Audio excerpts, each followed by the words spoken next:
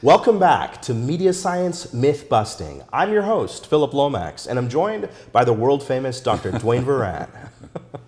On today's episode, we're going to be discussing the myth of co-viewing.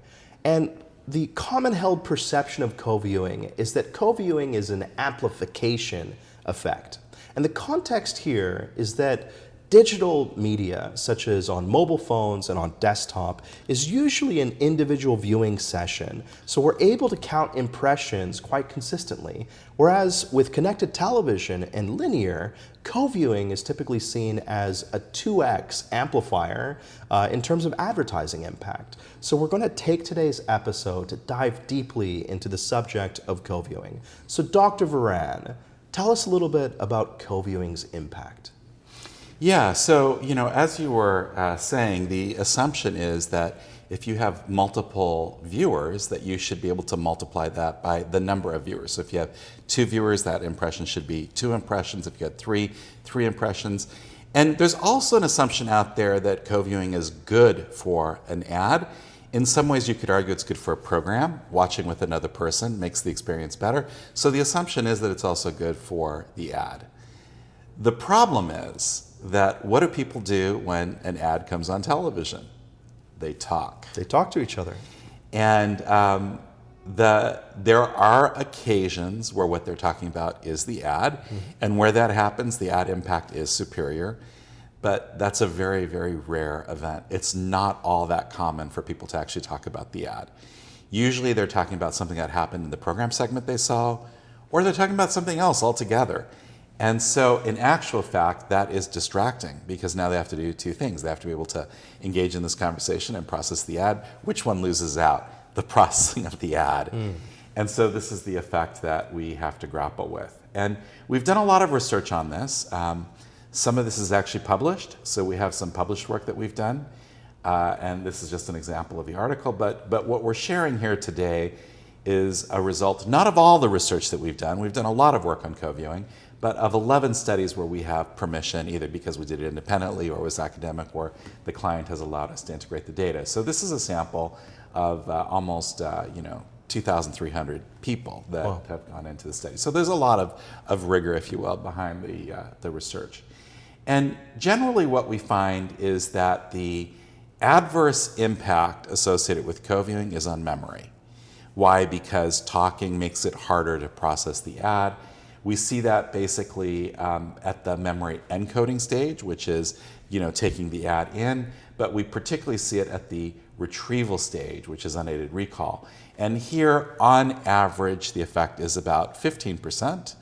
So that means that you're not getting exactly double the effect, if it were 2, but you're getting something slightly less, around the 15%. So, yeah, that's the kind of effect that we're seeing. But Dr. Varan, 15%, that doesn't seem like it's too far of a negative impact. Isn't that acceptable in the marketplace? Well, you're right. The 15% in its own right as the average is not the problem.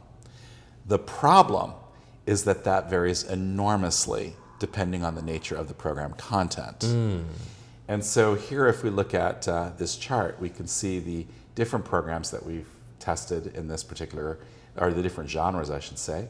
And what we see is that in some cases, we see an enormous hit, a really big hit. And in some cases, we actually see a little bit of a bonus. The problem is there is so much variability, and that variability is something that is actually tied to the program content. And so what this means is that really as an industry, we should have data. It's actually a great example of something where we should have a lot of data around how every program is performing relative to what happens when it's a co-viewing environment, so that we can properly model for and understand what its value was. Wow, Dwayne. I don't think anyone in the industry has been grappling with co-viewing across genres. We certainly need more data. So what are the next steps within this initiative? Well, there is a lot of nuance to this. There's different kinds of viewing situations. You could be watching with a companion, you could be watching with a friend, you could be watching with a kid. There could be 2 people watching, there could be 3 people watching. We have data within our sample where we can see a little bit of that variability, but we need a lot more work to understand the effects of all the different types of scenarios, if you will, where you have these variables at work around how Go viewing changes or moderates the ad impact. And if we were able to collect those different types of scenarios, what would we be able to achieve with that type of data? Well, it's really about understanding what the value proposition really is.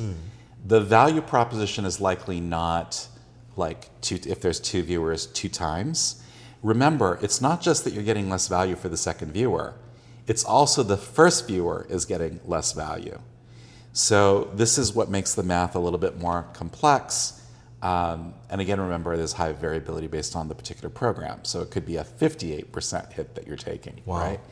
So yeah, there's just a need for a lot more research in this space. This is a great example of a really important research question that is being completely neglected by the industry. Another incredible episode with Dr. Varan today. So, Dr. Varan, the myth that co-viewing is more impactful than solo viewing.